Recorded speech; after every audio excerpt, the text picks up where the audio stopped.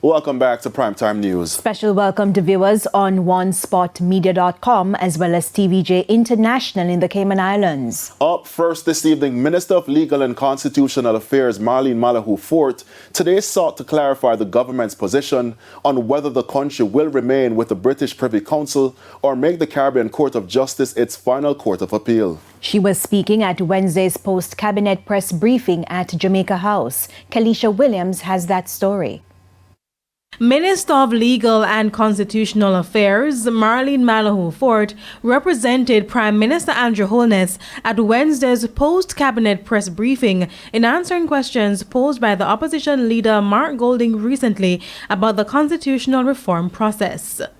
While I understood the issues, I believe that it would have been more appropriate for him to have requested a meeting with the Prime Minister. Meetings have been held before, and for the issues to be raised. But it was clear that his intention was for the matters to be placed squarely in the public domain. Mr. Golding had indicated that the opposition would withdraw from the committee reviewing the Constitution until several questions are answered. Chief among them, whether the decision for Jamaica to become a republic will be twinned with moving away from the Privy Council and making the CCJ Jamaica's final court of appeal. It is unfortunate because the goals being pursued are national goals that were set. The leader of the opposition himself called upon Prime Minister Holness to make the move on the matter of abolishing the monarchy on the basis that it was agreed between the two sides.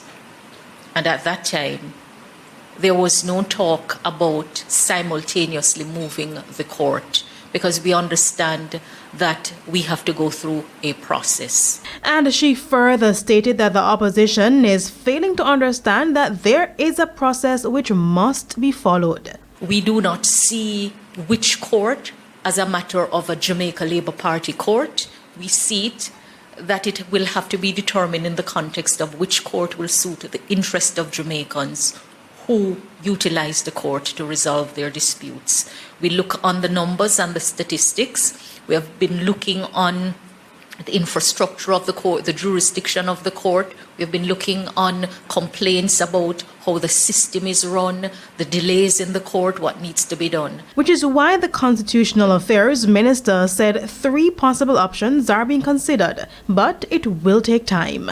Kalisha Williams, TVJ News.